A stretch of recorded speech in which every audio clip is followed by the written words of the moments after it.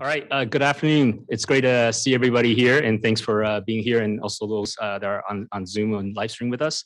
Sorry for the slight delay, and welcome to the 31st annual Davis Markert Nickerson Lecture on Academic and Intellectual Freedom, where Dima Khalidi, Director of Palestine Legal, will present the lecture titled A New Markartism, Academic Freedom in Palestine. This lecture series is named for three University of Michigan faculty members, Chandler Davis, Clement Markert, and Mark Nickerson, who in 1954 were called to testify before the House Un-American Activities Committee. All declined to answer questions about their political associations. The three were suspended from the university with subsequent hearings and committee actions resulting in the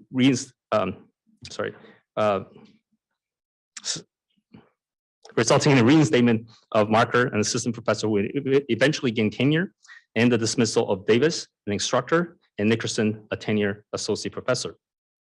To honor these three faculty members, in 1990, the Senate Assembly established the Davis, Markert, and Nickerson Lecture on Academic and Intellectual Freedom. At the same meeting of the Senate Assembly, the Academic Freedom Lecture Fund was established, which was tasked for fundraising for the event and the related activities under the leadership of Assistant Research Scientist Emerita Peggy Hollingsworth, a former SACWA member, chair. Thanks for your leadership. The lecture has been a vibrant event for more than 3 decades. In 2018, a Senate Assembly committee was established to carry the effort forward.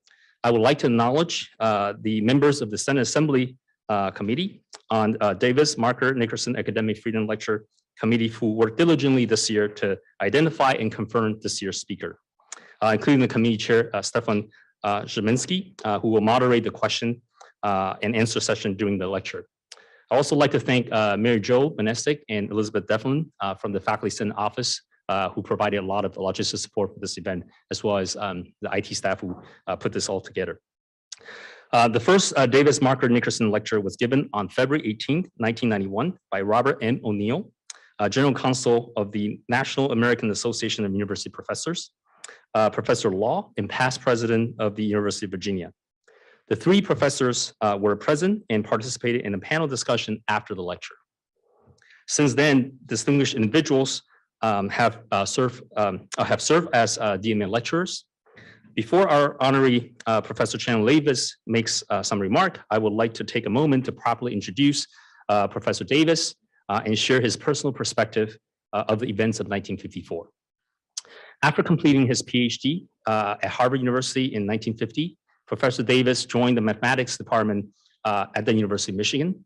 Although all three of the professors for whom the lecture is named after refused to answer questions about their left-wing political activities, Professors Nickerson and Markert cited the Fifth Amendment clause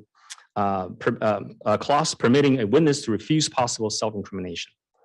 Professor Davis, however, explicitly declined to invoke that protection. Professor Davis, however, explicitly declined to invoke that. Professor Davis' purpose was that if indicted for contempt of Congress, he could argue in the courts that the Un-American Committee's procedure were in violation of the First Amendment, making their session invalid, which could be defied with impunity. Professor Davis respected the position of his colleagues, Nickerson and Markert, and they respected his. However, Davis' plan to illegalize the House on Un-American Activities proceeding was a long shot. Plainly, and he was convicted of contempt of Congress. As a result, Davis served a 6-month sentence in the federal prison. Most of Professor Davis's career since then was on the faculty of the University of Toronto, where he is now a professor emeritus.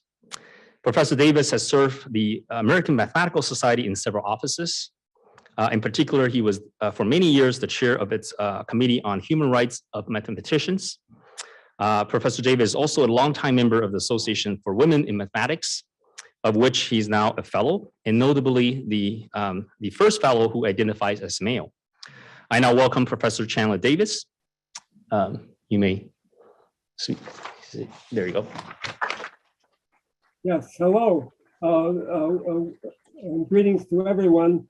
It's true, I've come to almost all of these meetings And Clement Markert and Mark Nickerson surely would have continued if they had lived a little longer, which I wish they had.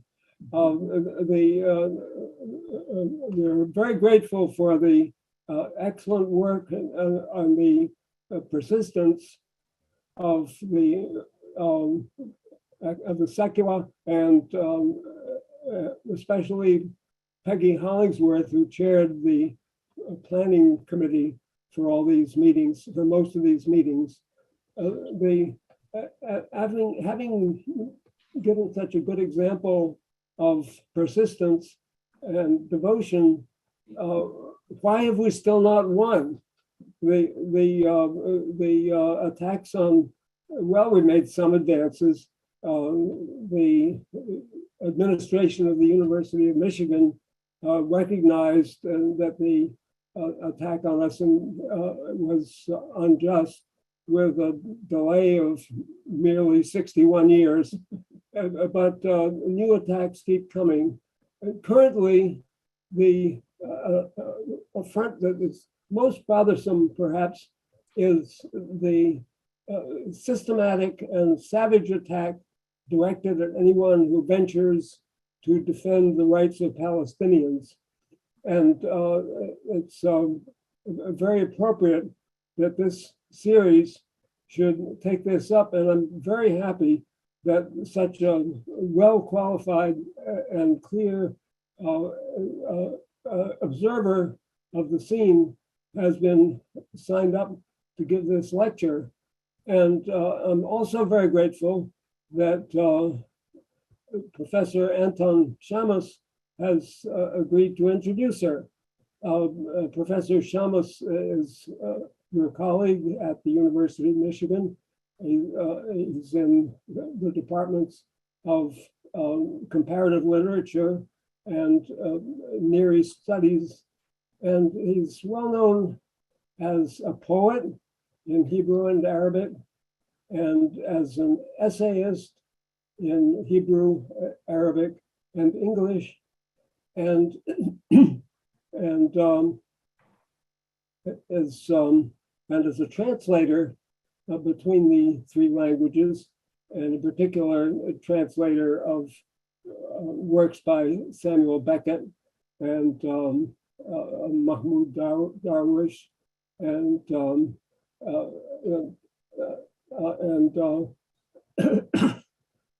excuse me, and Dario Fo, and Emil Habibi, and perhaps is best known of all for his novel Arabesques, which is originally written in Hebrew, but which now is in English and several other languages. And it's a pleasure to turn the floor over to Professor Shamus.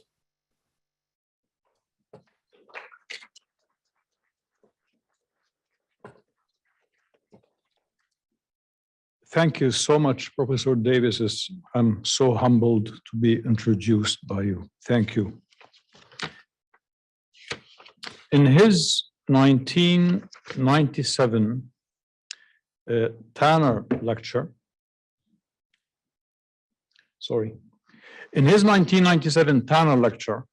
titled On Lost Causes, the quintessential Palestinian intellectual Edward Said told us that, quote, a lost cause is associated in the mind and in practice with a hopeless cause, that is, something you support or believe in that can no longer be believed in except as something without hope or achievement.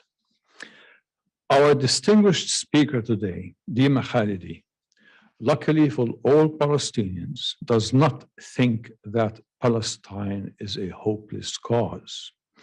Dima is the founder and director of the Palestine Legal, an organization whose mission for the past 11 years has been to bolster the Palestine solidarity movement by challenging efforts to threaten, harass, and legally bully activists into silence and inaction.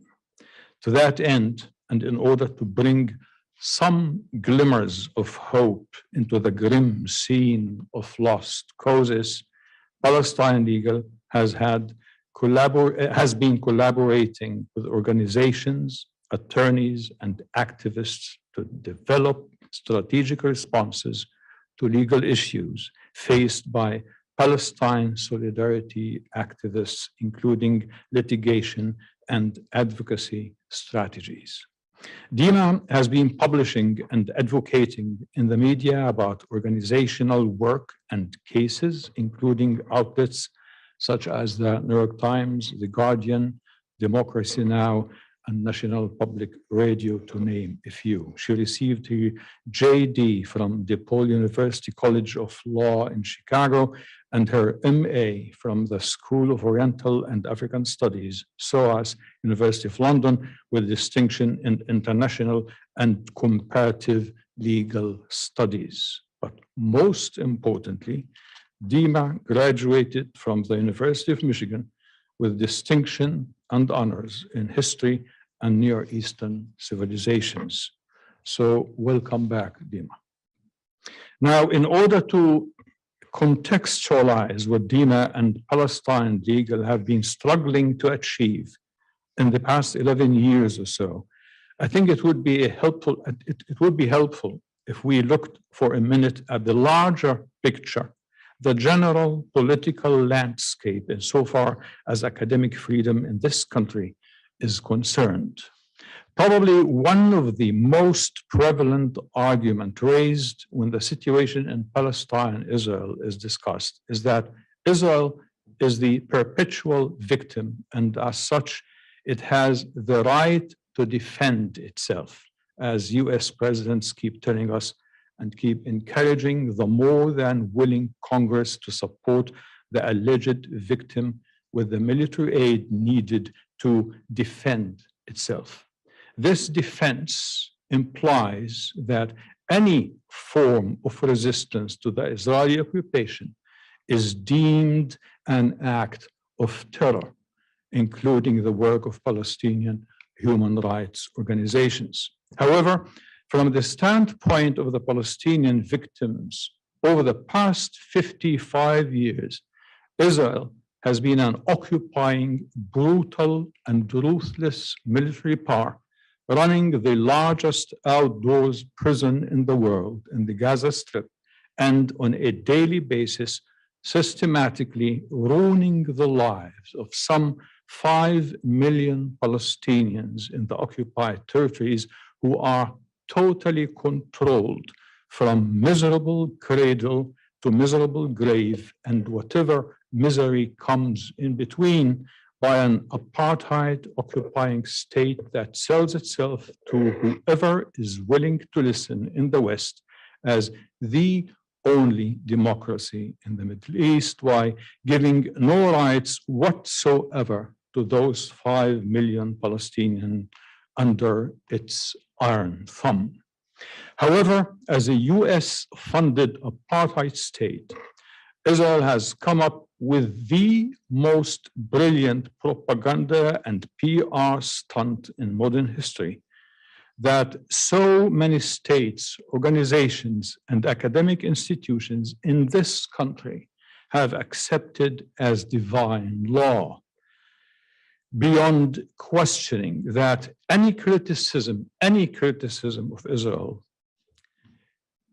of Israeli policies since 1967, any criticism of its oppressive daily practices in the occupied territories is blatant anti-Semitism. Hence, no criticism of Israel is even allowed, and any attempt at treating it the way apartheid South Africa was treated through boycott, divestment, and sanctions should be automatically and irrevocably interpreted as anti-Semitic. And that practically means there would be no space for a free discussion and free speech and academic freedom, because anti-Semitism, and rightly so, should be totally outside the space of free speech and academic freedom and outside its discursive practices.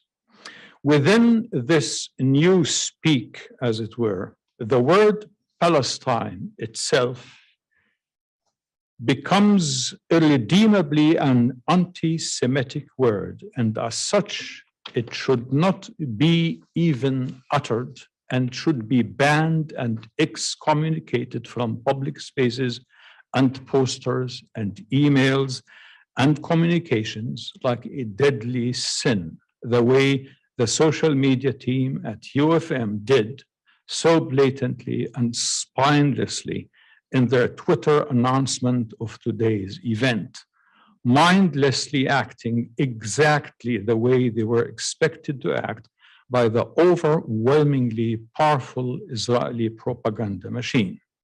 For the full story, please check out the brilliant article by my dear friend and colleague Zilga Weinik in the March 4th issue of the Chronicle of Higher Education. The plight of the Palestinians since their first Nakba in 1948 has always to be read against the Holocaust, at least unconsciously, and to be subsequently, if not diminished, then certainly downplayed or dismissed.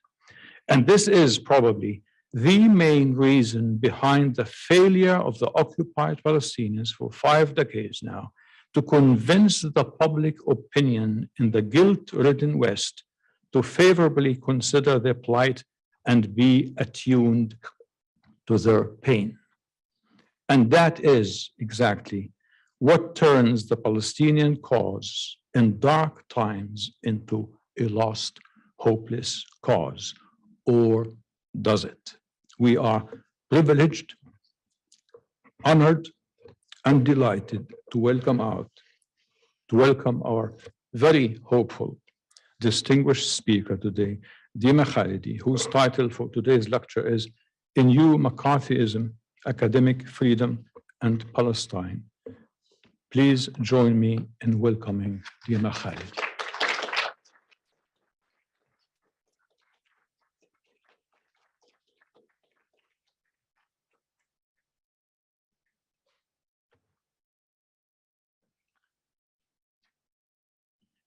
This is my first time out of the house.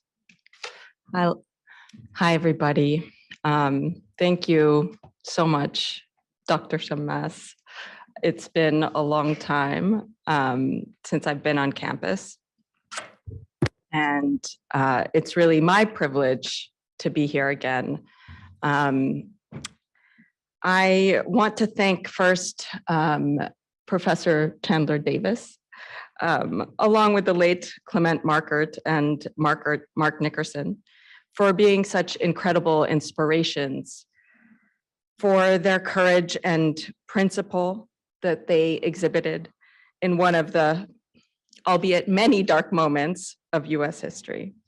Thank you also to the Faculty Senate Committee that organizes this lecture, to Stefan especially, and Mary Jo, and everyone else in the office who made this possible. I was so flattered to be invited, and especially humbled to come back to my alma mater, as Professor Shammas mentioned, to speak again, in front of some of the brilliant professors who I'm looking at you, Professor Cole, who I studied with here. And I also want to thank Rebecca Modrak and Nick Tobier, who designed the poster that took a lot of amazing labor. And of course, the University of Michigan Social Media Office for providing me the perfect fodder for this talk. It's really the ultimate irony, isn't it, when there's censorship of talks about censorship. And unfortunately, it's not the first time that we've seen this happen. Thank you to Zelke for your brilliant article as well. the soft censorship of corporate branding. That phrase should be trademarked, I think. So, when I graduated from Michigan and after I went to law school, I really started seeing how difficult it was for folks to organize on campus. I had always witnessed in the academic world the kinds of attacks that academics were subjected to, but it had taken it was on a new level in the early 2010s. And, it was with the help of a couple of other movement lawyers and the Center for Constitutional Rights that I started Palestine Legal almost 10 years ago now. And since then, it's pretty unimaginable what we've seen in terms of the level of censorship, the laws, the lawsuits against folks who speak out openly and proudly for Palestinian rights. And we just published our 2021 report, so I encourage you to look at that. I'm going to talk about a few examples, but to really see the extent of what we're seeing here. So you can go to palestinelegal.org and check that out. What I've been working on these last few years has converged, of course, with so many other threads of ideological and intellectual strangulation that it's really easy to think that there is a new McCarthyism that is alive and well today. I wasn't alive in the 1950s, and maybe that term doesn't mean much to the even younger generation that graces this campus today.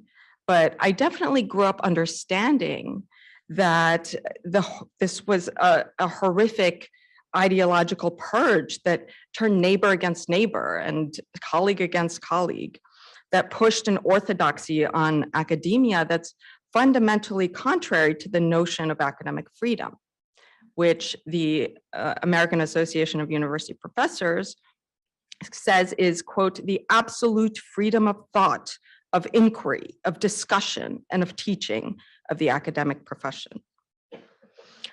Of course, the common story is that we overcame this sordid period because Joe McCarthy was eventually disgraced and the First Amendment prevailed. Today, McCarthyism is defined as, quote, the practice of publicizing accusations of political disloyalty or subversion with insufficient regard to evidence, and, quote, the use of unfair investigatory or accusatory methods in order to suppress opposition. It's quite easy to illustrate the ways that discussion, scholarship, teaching, and advocacy for Palestinian rights have been subjected to such practices. So I want to paint that picture a little bit for us. Perhaps many of you know the story of Palestinian American professor Steven Salaita. In 2014, as Israel's massive offensive against Gaza was happening, Salaita was preparing to move to Illinois to take up a tenured position at the University of Illinois Urbana-Champaign. He was prolific on social media, and he tweeted angrily about the brutality of Israel's assault, which after 22 days of relentless military attack by one of the most powerful militaries in the world, killed about 1,400 Palestinians, many civilians, in the besieged Gaza Strip, where millions of Palestinians, many of whom were refugees once, twice, multiple times, literally had nowhere to go. It destroyed massive infrastructure, schools, residential buildings, hospitals, and it devastated Palestinians everywhere watching this live happening in front of our eyes. Major human rights groups, of course, concluded that Israel's assault constituted a war crime and crimes against humanity, as they had declared many other times before, with no effect. Almost immediately after tweeting multiple tweets about what was happening, Salaita faced a campaign by non-campus groups to get him fired. Records that were obtained afterwards indicate that big donors heavily lobbied the chancellor, along with influential Israel advocacy groups that claimed that his tweets were anti-Semitic. And the chancellor and other university officials claimed that they needed to protect students from his incivility on Twitter because of the tenor of his tweets. The board of trustees eventually refused to approve his appointment. Salaita and his family were left in limbo, and the incident took over their lives for many months. He doesn't teach anymore. He has abandoned academia. In 2016, Paul Hadwe, a Palestinian student at University of California, Berkeley, proposed a student-led course called Palestine, a settler colonial analysis. It went through a rigorous approval process, as these student-led courses at Berkeley do. And 1 week after it started, it was summarily suspended. Hadwe only heard about the suspension from a friend who saw a story about the class being suspended in the Israeli media before the university had even publicly announced the suspension. The university's reasoning was that the course was one-sided and was a vehicle for political mobilization, and also falsely claimed that Hadwe hadn't followed the proper procedures in getting the course approved. This is something it later conceded was an error, of course.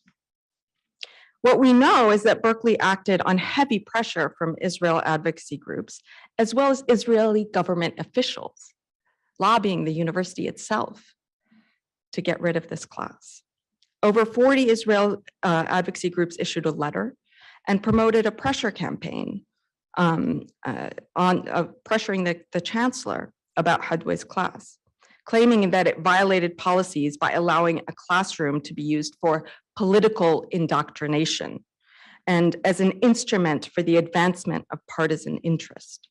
The Israeli media said the course offered, quote, practical tips for how to drive Jews out of Israel, with no evidence whatsoever. Hadwe found himself in an international media storm, accusing him of trying to indoctrinate his peers with anti-Semitic thinking. Needless to say, the incident enveloped his life. He was forced to defend his reputation and respond to dozens of media inquiries. He fell behind in school, he lost sleep, he had trouble concentrating. He worried about the potential consequences for his family back home in Palestine, knowing that the Israeli government itself knew about and was advocating to punish him.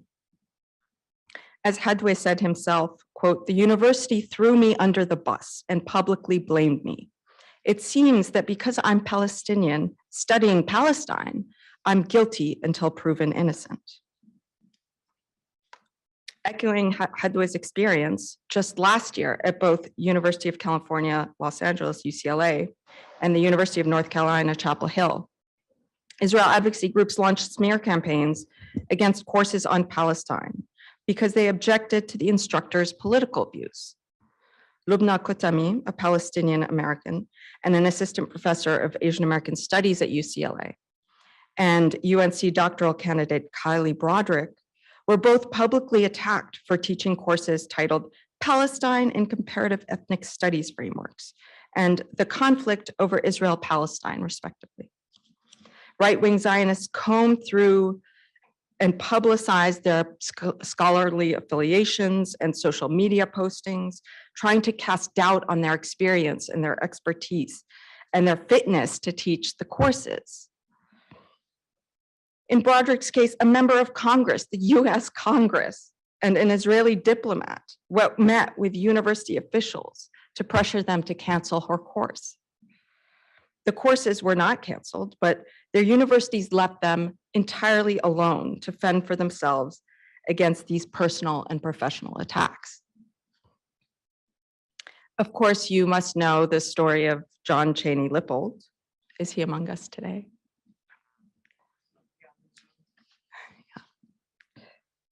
Who in the fall of 2018 refused to write a recommendation letter for a student to study abroad at an Israeli university. A graduate student instructor, Lucy Peterson, made a similar decision, both citing their support for an academic boycott for Palestinian rights. The backlash came after right-wing anti-Palestinian groups launched a campaign pressuring the university to punish them. The Islamophobe ideologue Pamela Geller and right-wing groups, including the Zionist Organization of America, called for the professor to be dismissed. Fox News, along with alt-right sites like Breitbart and the Daily Caller, picked up the story. Cheney Lippold received over 500 emails, including messages calling for him to be killed. And though he wasn't fired, he was sanctioned. In March 2019, a conference called Conflict Over Gaza, People, Politics, and Possibilities was held at UNC, North Carolina. In April, a Republican representative filed a complaint with the Department of Education, complaining that many of the Gaza experts who spoke have engaged in boycotts for Palestinian rights. 3 months later, the Department of Education published a letter threatening to withdraw funding from the Duke UNC Consortium for Middle East Studies, which sponsored the event. The letter criticizes the consortium for, among other things, a lack of balance, placing too much emphasis, literally, on understanding the positive aspects of Islam, and for decisions by its graduate students to pursue academic careers rather than in government or business. The letter threatened to cut off Higher Education Act funding to Middle East studies, and it gave Duke UNC just 4 weeks to provide a revised schedule of activities, including a description demonstrating how each activity promotes foreign language learning and advances the national security interests and economic stability of the United States. Imagine if all of our programs had to follow these conditions. Last spring and summer, as Israel's repression of protests against the ethnic cleansing of Palestinians in Sheikh Jarrah, East Jerusalem, was at its height, and as Israel was once again bombing Gaza, students, staff, and faculty across the country organized to express solidarity with Palestinians. Dozens of academic departments issued statements. The African American Studies Department at Penn State University was pressured by the administration to take down their statement in solidarity with Palestine after complaints by Israel groups. They noted that they had been subjected to a different level of administrative scrutiny, unprecedented for our department. The University of California launched a review of its system-wide policies on departmental statements in response to complaints against the statement signed by a total of 17 departments and centers and programs across 8 of its 10 campuses. Other statements on issues such as Afghanistan, anti-Asian violence, and the Black Lives Matter movement did not elicit such interference from the university, of course. I could tell you story after story. The continued persecution of Rabab Abdel Hadi at San Francisco State University, the cancellation of lectures by Angela Davis, on and on. And so could the hundreds of professors and students who have been put on one of the many blacklists that have popped up, targeting people because of their support for Palestinian rights. Canary Mission, anyone over here on Canary Mission? Just one. You maybe not want to raise your hand, but Canary Mission is an anonymous website that has profiled thousands of academics and students, scouring their social media profiles and accusing them of anti-Semitism, support for terrorism, because they speak publicly for Palestinian rights. It purports to help people carry out their, quote, duty to ensure that today's radicals are not tomorrow's employees. And to that end, it calls on the FBI, on universities, on employers to investigate and terminate individuals because of their political views. This and other sites publish individuals' personal information, encouraging what has become the routine harassment of people on social media. I think anyone would be shocked if I could share even a fraction of the vile, racist, anti-Palestinian, anti-Arab, and Muslim misogynistic, violent messages that we see people receiving every day as a result of the smear campaigns that they're subjected to. It's quite horrific. Does that sound McCarthyite? One might ask why Palestine is on the front line of these battles over academic freedom. It's interesting that there is so much scrutiny on this issue in particular. But when we look at what's behind so many of these attacks, it's clear that this is a narrative battle. This is a state, Israel, defending its foundational mythology, justifying its creation on destroyed Palestinian villages and the Jewish-only settlements that continue to push Palestinians off the land that they have left. In order to win this narrative battle, Palestinian histories, experiences of dispossession and oppression, Palestinian humanity itself has to be negated. It has to be criminalized. It has to be erased, along with the more and more voices who support and uplift Palestinians. Terms like ethnic cleansing and apartheid can't be allowed to enter our vocabulary because they destroy the very myth of Israel as the only democracy in the Middle East, as a state built on a land without a people, for a people without a land, and on and on. So we've seen over the last couple of decades a well-coordinated and very well-funded effort to shut down what has been a growing grassroots movement for Palestinian rights in the US. And it's going global. This effort has cast a chill over discourse on Israel and Palestine in and beyond the academy. And it's coming from the Israeli government itself, as I illustrated, along with dozens of international and US-based nonprofits and think tanks that execute a strategy of attacking the movement from all sides. We've called this the Palestine exception to free speech, because in this country especially, it's considered sacrosanct that you can't be punished by the government, at least, right, for your beliefs. But when it comes to Palestine, it's no holds barred. It's a no holds barred. Everyone can really be a target. But what I want to emphasize today is that while it's clear there's a Palestine exception to our free speech rights, it's not the only one. It's just one sign of our quickly eroding constitutional rights, and perhaps of the fact that our constitutional rights are on an inherently faulty foundation. Scholars of color and women scholars and their scholarship in particular have come under increasing attack as well. Doxing and harassment by white supremacist forces has been extreme.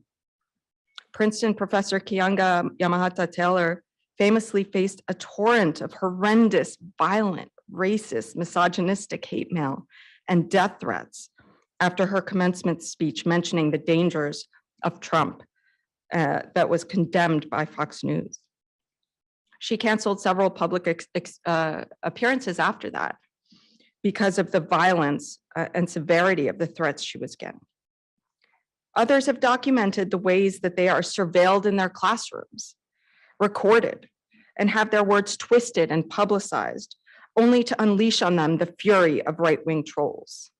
Campus Watch, one of the first groups to create blacklists of professors who criticize Israel, may well have inspired newer right-wing groups like Professor Watchlist, a project of Turning Point USA, that exposes professors who discriminate against conservative students and advance leftist propaganda in the classroom.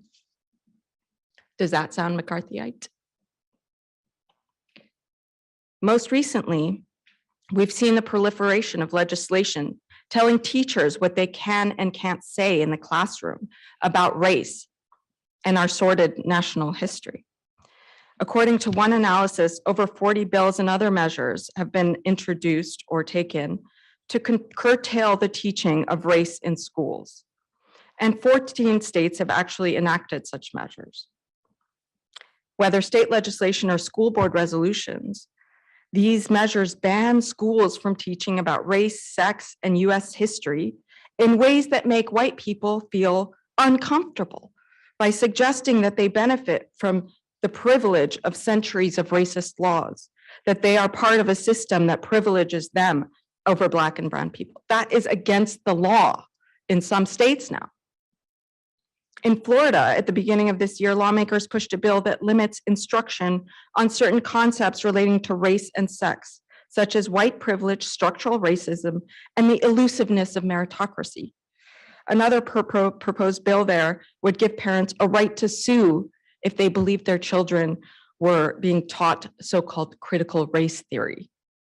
In New Hampshire, a bill was introduced this year that would discipline teachers promoting, quote, promoting a negative account or representation of the founding and history of the United States, including teaching that the US was founded on racism.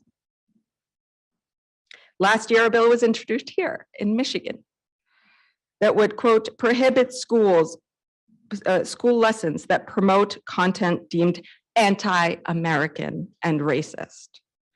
Sound McCarthyite? One could easily think we were back in the 1950s. There are certainly similar tactics going on here. We see more and more reliance on surveillance of people's social media accounts, of classrooms. In the Palestine context, when students speak out publicly at a protest, they sometimes find themselves blacklisted, suggesting a level of on-the-ground surveillance that is truly chilling. The way that Israel's efforts to shut down Palestine organizing have been adopted by our own elected officials is striking as well. We now have over 30 states that have laws on the books that punish entities that boycott for Palestinian rights. Some of these laws require entities that contract with the state, whether you're a speech pathologist that contracts with the state to provide services to students, or in one case, a math teacher that was taking a state-sponsored teacher training course. They require contractors with the state to certify that they do not and will not boycott Israel as long as the contract lasts. And now states are using those laws as templates to thwart other collective action. If you boycott the fossil fuel industry, you can't contract with the state. If you boycott the gun industry, you can't boycott with the state. You can't contract with the state. The possibilities are endless. You can fill in the blanks, right? And in a parallel to this, the critical race theory laws that I mentioned, states are introducing and some adopting laws that require the application of a distorted definition of anti-Semitism when addressing discrimination claims. Florida's law that was passed includes as examples of anti-Semitism related to Israel, quote, demonizing Israel, applying a double standard to Israel, including by focusing peace or human rights investigations only on Israel, or delegitimizing Israel by denying Israel the right to exist. This is codified in law in Florida, but it has been introduced, these kinds of bills have been introduced in a lot of places and are being introduced at campus levels in order to circumscribe what we can and can't say about Israel and Palestine. All of these measures are geared towards protecting the founding mythologies of two settler colonial states, to protect our impressionable youth from those who might challenge them, right? And all of this pressure on schools and universities has the effect of enlisting universities themselves and our grade schools as the censors, as the enforcers of a political orthodoxy imposed by right-wing forces. And there are common trends in these moves towards censorship and the imposition of a political orthodoxy in politics and academia. Groups once powerful are seeing their hold slip away. Where Israel and its domestic lobbies could once count on near universal, unconditional, unquestioning support from US elected officials, Israel's ultra right-wing bent and its cozy relationship with Trump precipitated significant cracks as new groups started to hold some sway with more progressive elected officials. And this is all because, let's give credit where credit is due, because grassroots movements have spent decades challenging the terms of the debate. It's the growing grassroots movement that has pushed and pushed, that has evolved our language to the point that Amnesty International and Human Rights Watch can say apartheid, that we can call a spade, that this is about settler colonialism. This is about ethnic cleansing. This is about apartheid. Israel's narrative is being shattered in the same way that the US narrative is being shattered, in the same way that grassroots movements here are calling for systemic change, talking about the foundations of this country on stolen indigenous land and forced Black labor, demanding a reckoning with that history and its current manifestations in mass incarceration, impoverished reservations, and disinvestment in communities, and on and on. There's no question that Israel advocates and white supremacists, whether they're blue or red or purple, still control the halls of power. But there's a sense that the sands are shifting and that their hold that has been cemented by decades of corporate and foreign interest lobbying with almost zero accountability to their constituents is slowly slipping. We also see a similar focus on educational institutions, ground zero for the future. If there's this idea that if we let young people grow a mind of their own and learn from experts on some of these matters, the battle is lost.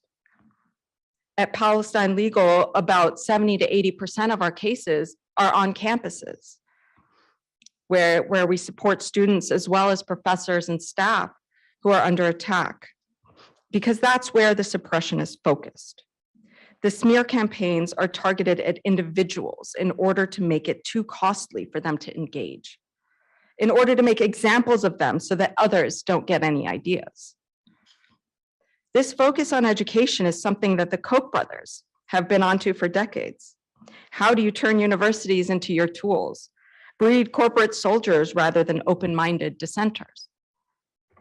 You can get them defunded, the universities that is, then give them the money that they now can't live without so that they become enforcers of your agenda.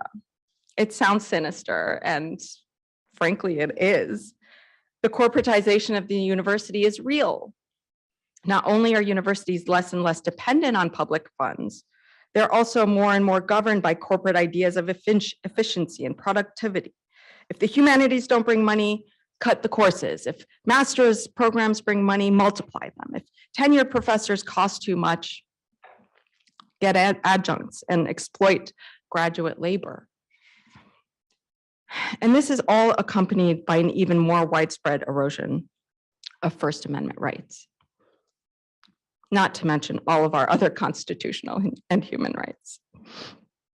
If we look at recent responses to social justice movements, from Standing Rock to Black Lives Matter, it's clear that the target is our protest rights, our rights of assembly. Critical infrastructure legislation criminalizes defending land against oil pipelines. Anti-protest laws proliferating now criminalize certain kinds of protest actions and also protect those who might run over protesters. Florida, again, not surprising. All of this legislation, from the anti-boycott laws to the anti-Semitism redefinition laws, to the anti-protest and critical infrastructure laws, to the stand your ground laws in Florida, of course, are being pushed by right-wing groups like the American Legislative Exchange Commission, ALEC, which brings legislators together and feeds them model legislation to go and introduce in their respective states. The impact, as always, is on the most marginalized, those who are the most vulnerable to attack. And the intent is to chill our ability to organize, to speak, to assemble, to act collectively, to challenge the systemic injustices that some of us have had the chance to learn about in college. I hope that continues. This isn't the 1950s. There's not yet a HUAC to ask, are you or were you ever a member of the Communist Party? But there are laws that ask you to take a loyalty oath, sign a pledge that you do not and will not, as long as you're in a contract with the state, boycott Israel. There is a massive chilling effect, compounded every time someone famous gets slammed for saying something in solidarity with Palestinians. Every time a graduate student is told they'll never get a job if they study Palestine. And now when we teach ethnic studies, critical race theory, or just simply about race in grade schools. Well, what's the antidote? How do we overcome these forces that want to impose political orthodoxies on our schools, that use personal attacks and censorship and donor and corporate pressure to get people fired? I think it's apt to quote Chandler Davis himself, if you will allow me, Professor Davis. In his response to the University of Michigan fiasco with John Cheney Lippold, he sent me the article recently. Thank you. And I will at a little bit of length, if I may. He said in 2019, quote, "I'm pleading with you to deal with the problem as a community. One thing I learned over the years is that the purge feels very different if it manages only to almost exclude someone. That means that most of the force of Canary Mission's onslaught is overcome if just one employer finds the courage to step up and brave the wall of exclusion for each targeted job seeker. And that means, in turn, that the blacklist presents its ominous solid wall only by the collaboration of all employers in a field. The blacklist is everybody rejecting you." And in fact, there aren't that many fully successful efforts to censor us and shut us up. That's because organizing works when we act collectively together to fight back, on campuses as well as within communities. Remember Stephen Salaita? Yes, he lost his position at the University of Illinois, and he's no longer in academia. But his case is instructive in so many ways. There were 16 departments at the University of Illinois that voted no confidence in the chancellor. 5,000 academics around the country pledged to boycott the University of Illinois Urbana-Champaign for firing. Academic associations, the AAUP and others made statements decrying the violations of academic freedom. Students protested, there were marches and sit-ins, and Salaita sued. And the University of Illinois ultimately paid up in a settlement. The university ultimately got the message that it couldn't operate in this way unscathed. It would be held to account. Remember Paul Hadwe? His class, Palestine, a Settler Colonial Analysis, was in the end reinstated. And the university admitted it had erred. It took an outcry from students, alumni, academic associations, the Berkeley Faculty Senate, which condemned the suspension as a major infringement on academic freedom, and some legal pressure as well.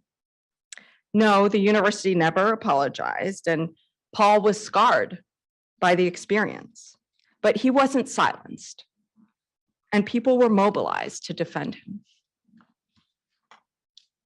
At Duke, UNC Duke, the university has responded to the Department of Education's attack, defending the program, and it ultimately received its funding. But the attack also attracted widespread criticism from academics, the AAUP, and others. Members of the House Committee on Education and Labor wrote to then Education Secretary Betsy DeVos, demanding that she account for the novel requirements imposed on the program, which have no legal basis and seem designed to single out and penalize the program. And Cheney Lippold is still here at the University of Michigan. The University of Michigan Faculty Senate came to his defense, as did academic associations, the AAUP, the Young Democratic Socialists of America, and thousands of people, thousands, probably tens of thousands, who wrote University of Michigan officials protesting. So these are the stories that we have to tell of our collective power to stop the purge, to insist that our institutions have the courage to withstand the pressures, the donors, the corporate lobbyists who want to dictate what is okay to teach. Who is worthy of our solidarity? What academics can and cannot stand for? It's all of our jobs to make sure that the voices of the most marginalized are protected and uplifted, to courageously face the censorship machines, to refuse to accept the chill. And we have to connect all the dots and speak collectively against these threats. Because once the government can ban one kind of boycott, they can ban them all. So I leave you just with, I beseech you not to take these freedoms for granted. It's clear that there is a widespread right-wing assault on our, not just our academic freedom, our First Amendment rights, our constitutional rights, our voting rights, our abortion rights, you name it. And it's up to us to defend them and push for the kind of world that we want to see. Thank you.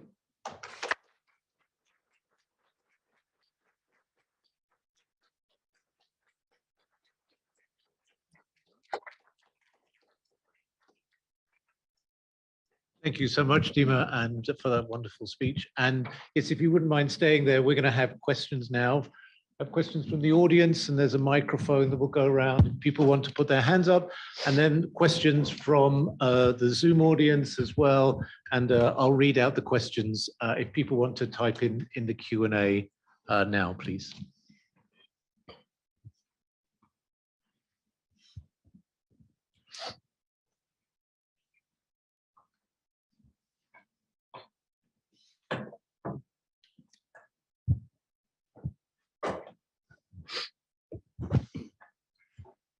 Thank you very much for the remark. Do you have recommendations of materials that could supplement middle and high school textbooks on Palestine that I think I don't dare aspire to finding the right textbook, but I do aspire to having supplementary materials that in some communities would be used.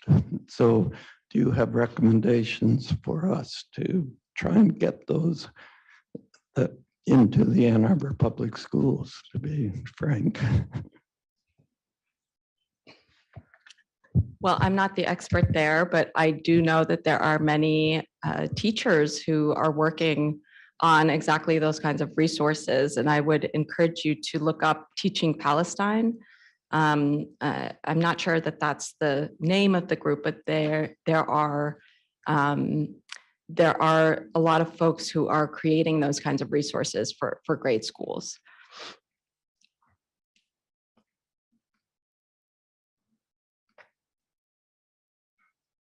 And call us if you have a problem.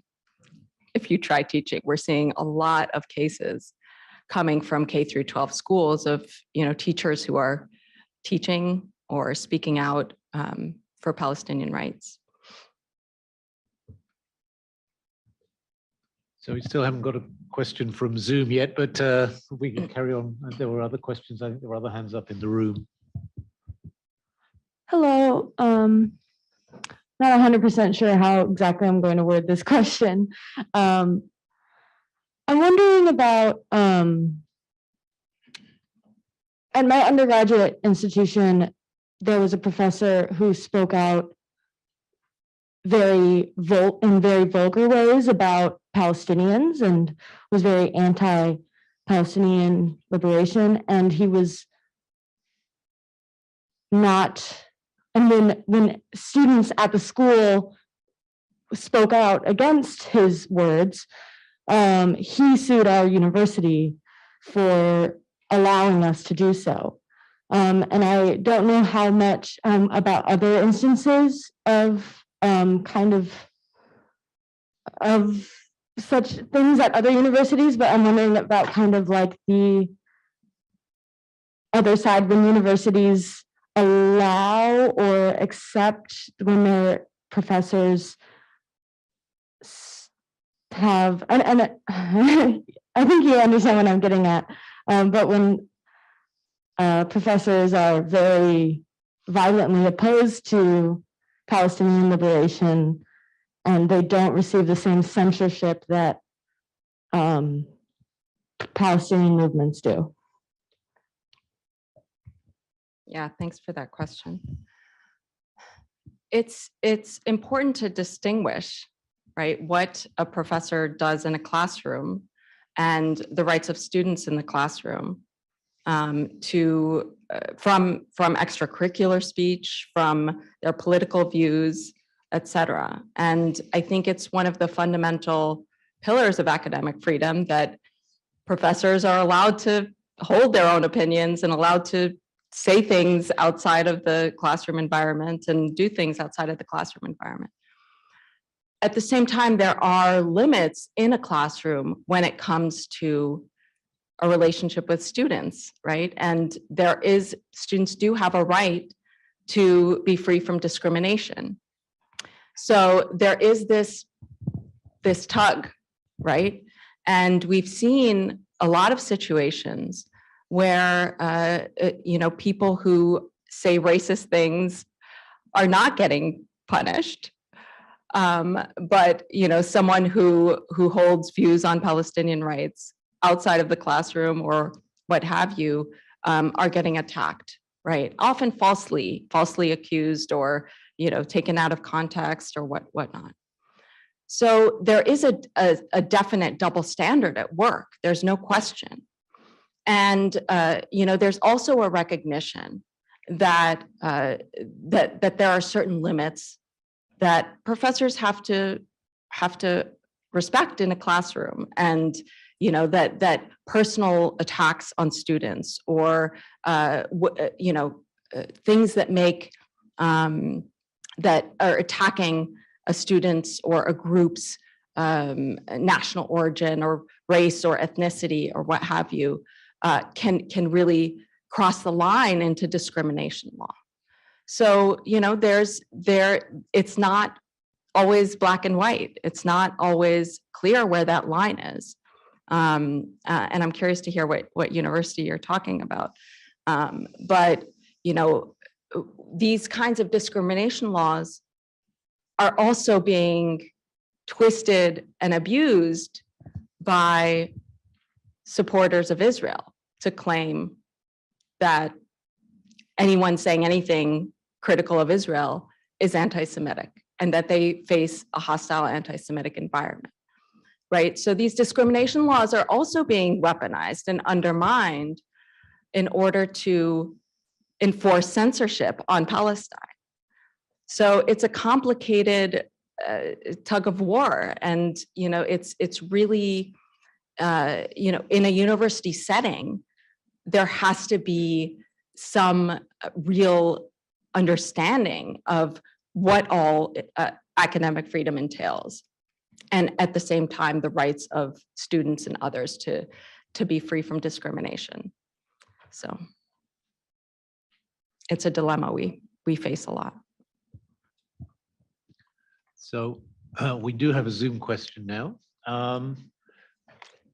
What are your views on whether the difficulty of openly studying Palestine is unique to the USA, or is it common across Europe, Canada, etc.?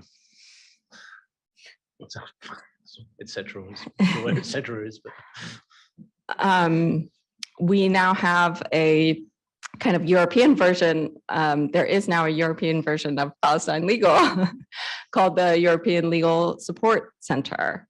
And that is because it has become intolerable for scholars and academics and activists in Europe, the UK, in Australia, and Canada to speak openly about Palestine. And that is partly because of the proliferation of the laws that I mentioned, that codify this definition of anti-Semitism, and the investment of the Israeli government and Israel lobbies in pressuring universities abroad as well.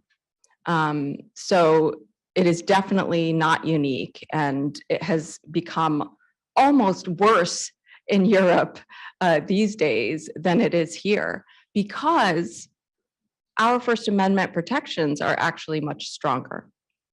And, defamation laws in Europe have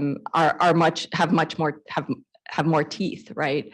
So you claim, you accuse somebody of anti-Semitism, and it's easier to sue people, right, for allegedly defaming you.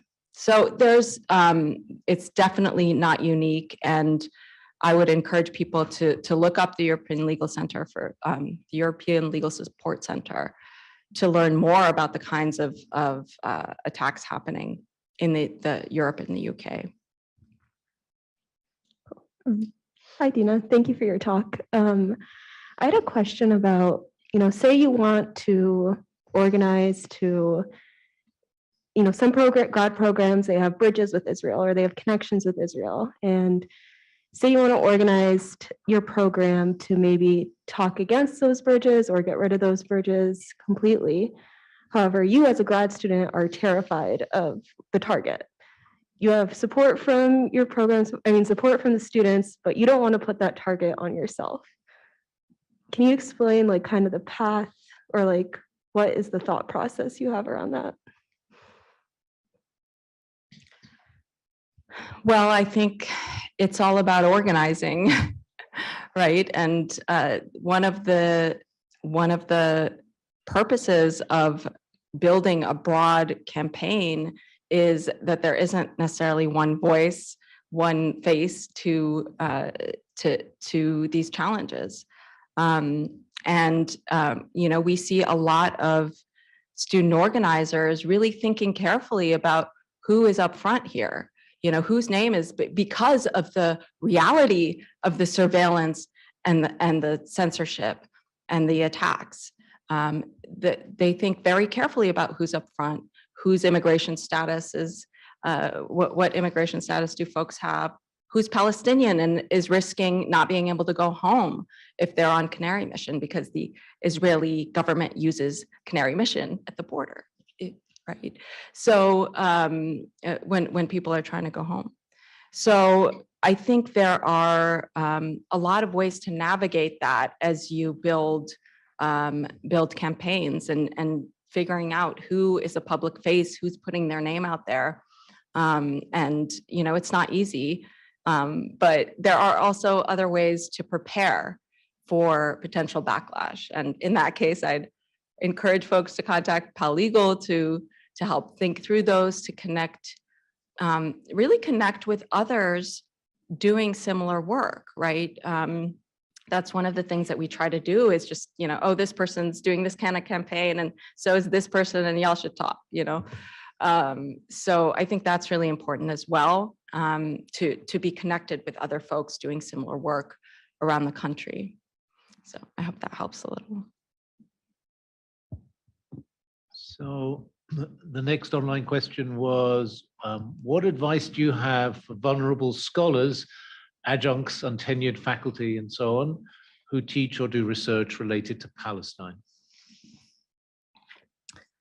Well, First and foremost, figure out who your allies are at your university. There's often not a lot that we can do legally when it comes to internal university issues and promotions and tenure and things like that. It's really, there are a lot of internal university politics, as I'm sure all of you know, when it comes to these things. And it's really important to know who has your back at the campus level first, and in your field and nationally and so on.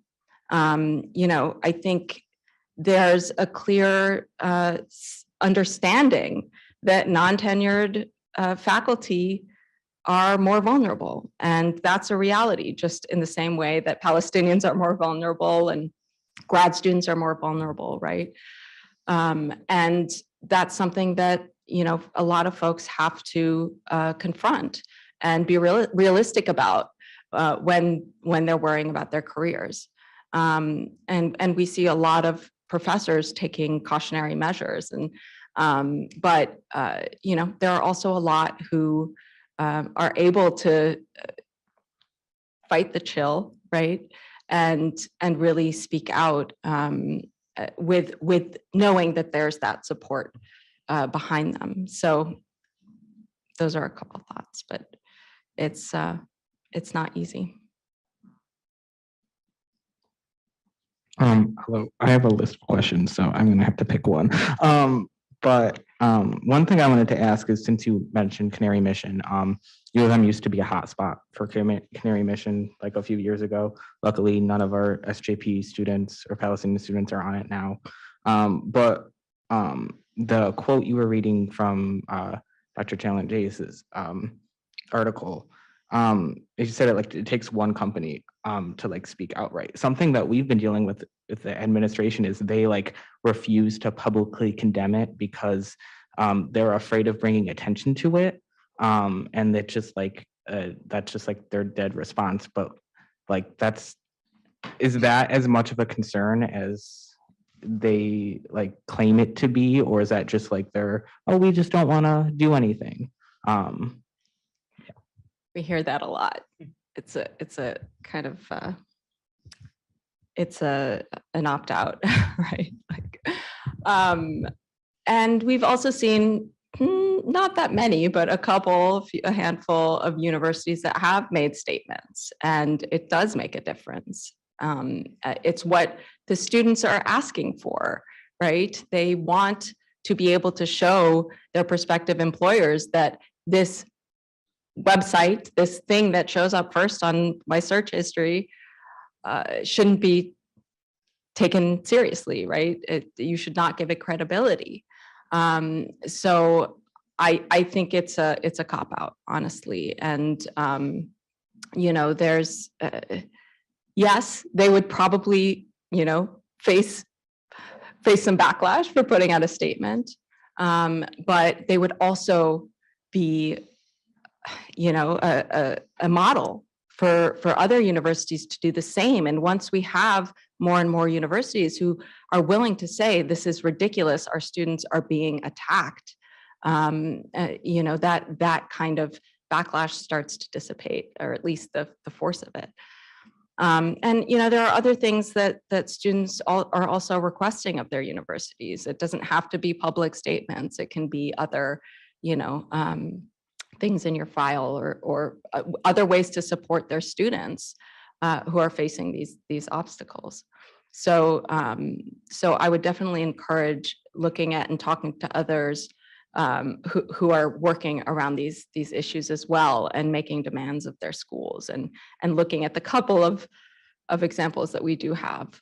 There's also a statement that was signed by, I think, over 1,000 faculty members, academics around the country, saying exactly that this is not a credible source of information, and we as professors don't take it seriously. We don't look at it. We don't, and neither should you. So looking at resources like that is important. There's a site called Against Canary Mission that is kind of the antithesis to the website. So there is some organizing happening, and there are efforts to undermine its ability to interfere with people's careers and jobs and schooling. So the next online question is, do you have thoughts on how as faculty we can help open up the conversation about Palestine within the context of our disciplinary work? And this questioner says, over my 30 years at Michigan, I have felt strongly that as faculty, we cannot bring up, for example, the human rights violations or health issues associated with the occupation as case studies in our courses. I'm curious what field, but I think that that is unfortunately often the case. And I don't know. I mean, I feel like a lot of you would have great answers to some of these questions as well. How do you encourage professors to take the leap and talk about Palestine in various classes? And I think it really is about looking to colleagues and looking to other people in the field who are doing this, and thinking carefully about how. how you talk about it and what sources you're giving. And, you know, you have to be realistic about the fact that this is a minefield, right? And be prepared in bringing these issues up. And be prepared for the potential backlash and be prepared for students to be reporting on you. That is the reality. And if we are able to embrace that reality and do what we need to do to inoculate ourselves to the extent possible, it becomes more and more possible to do these things. So I think really the leaning on other folks in your field and your colleagues and other academics is critical. Is this live? Dima, thank you so much for being here. I had a question which is in a way an extension of the question about cannery mission. I would certainly welcome the University of Michigan to take a stand on that bullshit, sorry. But beyond that, you talked, and I like this formulation a lot, about the Palestine exemption to free speech. I was wondering whether there couldn't be broader attempts to revoke that exemption, as it were, and for universities issuing specific statements about not wanting to be part of that exemption pattern. And we have the chair of the Anti-Racism Committee and the chair of the Faculty Senate in the room. So even if the central administration were not particularly keen on getting involved, I imagine that faculty governance at least could be. And I was wondering if there are any templates for such a kind of exemption from the exemption, as it were. I think y'all should create it. I haven't seen one. Absolutely. Fantastic idea. So the next Zoom question was, the questioner says, I'm interested to hear you talk more about the 10 years that Palestine Legal has been active and what surprised you the most and or what you learned that you didn't anticipate when you started the organization.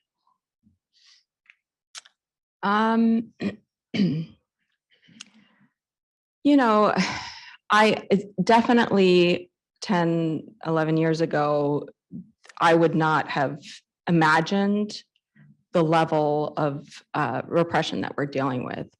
That, you know, this started in 2014, the legislative assault, right? That there are now 30 states, I think there have been over 200 bills that have been introduced trying to target advocacy for Palestinian rights, that it would come to this level, that, you know, our elected officials feel like it's necessary to prohibit boycotts for Palestinian rights. I think that's one of the things that has surprised me most.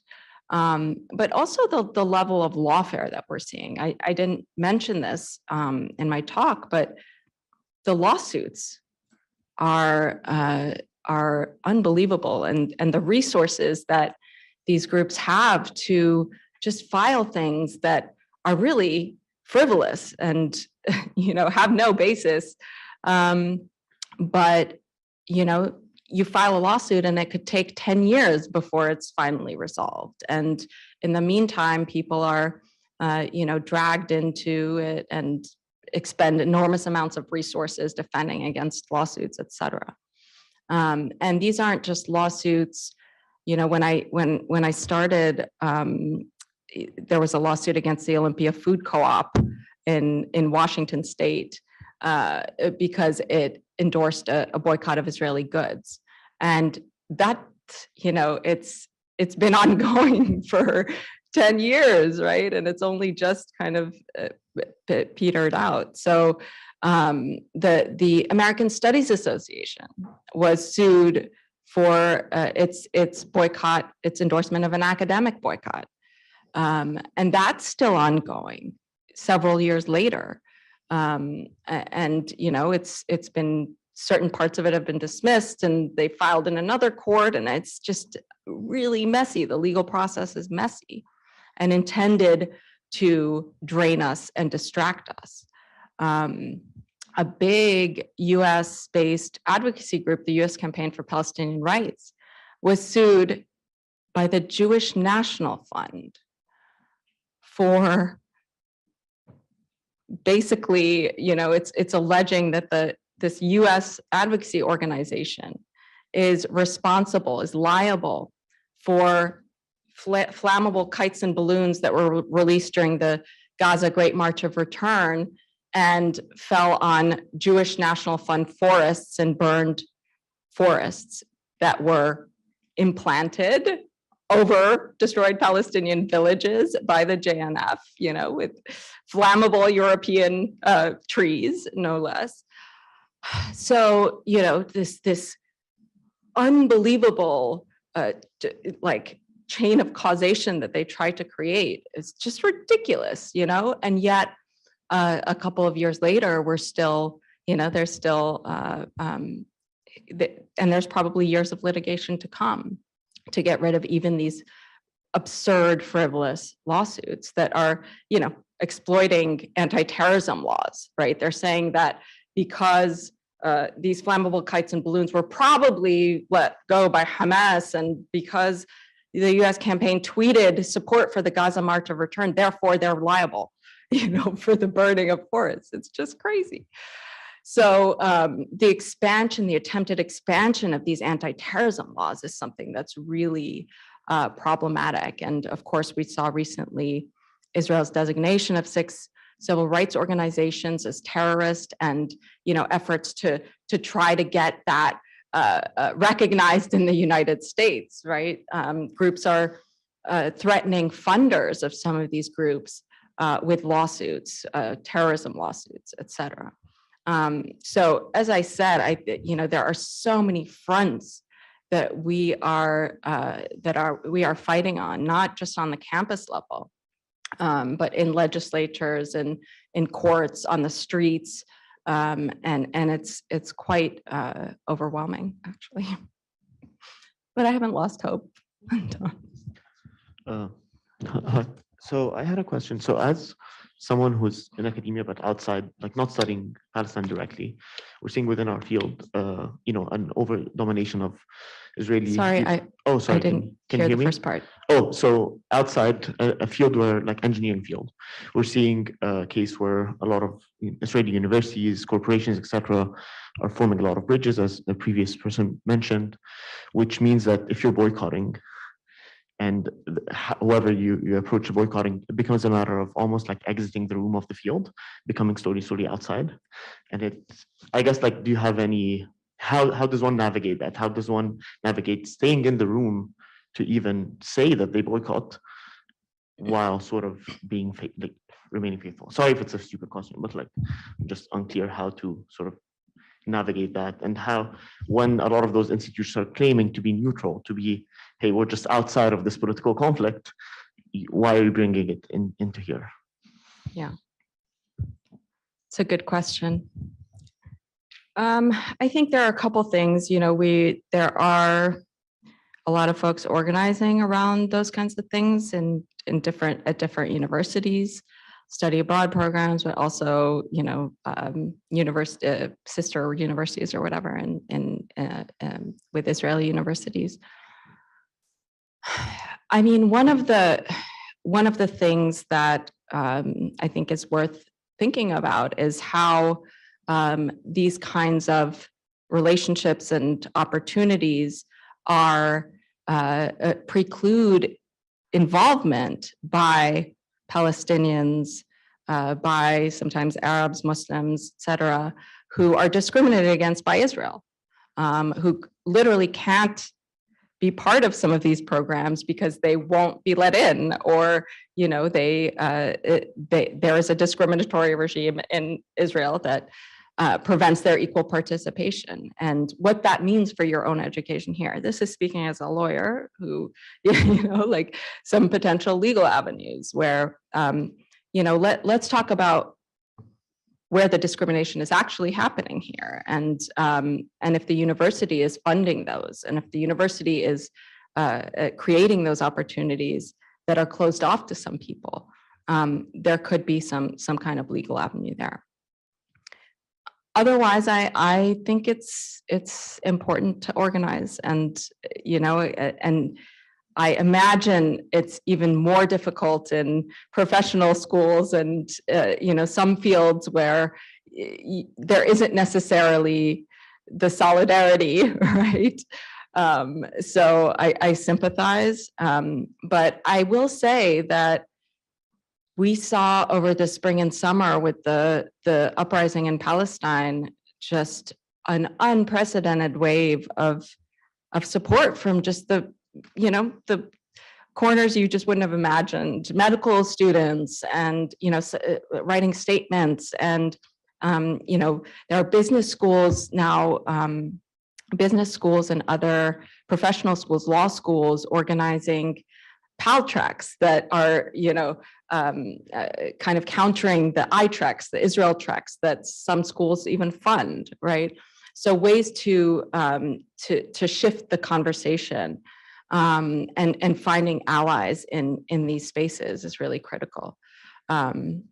So those are some ideas, but I think it's really like people are there, right? And we saw folks coming out of the woodworks, and you're often a lot of these professional schools and whatnot are a lot more conservative, and that's a challenge. But you got to start somewhere, and doing it strategically and doing it in coordination with others is really critical. And the other thing I'd say is, I think I tried to impart this message, but connecting the dots, this is not just about Palestine, right? This is not, this movement is not by itself in the ether. It really is interconnected with other social justice movements and struggles. And we have to make those connections, and we have to, push those connections on, whatever the universities and the,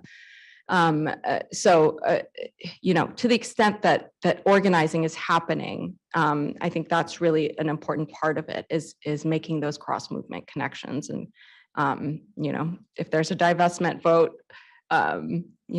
let's talk about divestment from fossil fuels and divestment from the prison industrial complex. And, so there's a lot that we need to do in terms of connecting those dots and struggles. So, Dima, apologies, we haven't got through all the questions, but we do have to finish, I'm afraid. Thank you so much for giving such an inspirational lecture, and maybe even founding the free speech exemption movement. I hope so. I hope so. Thank you.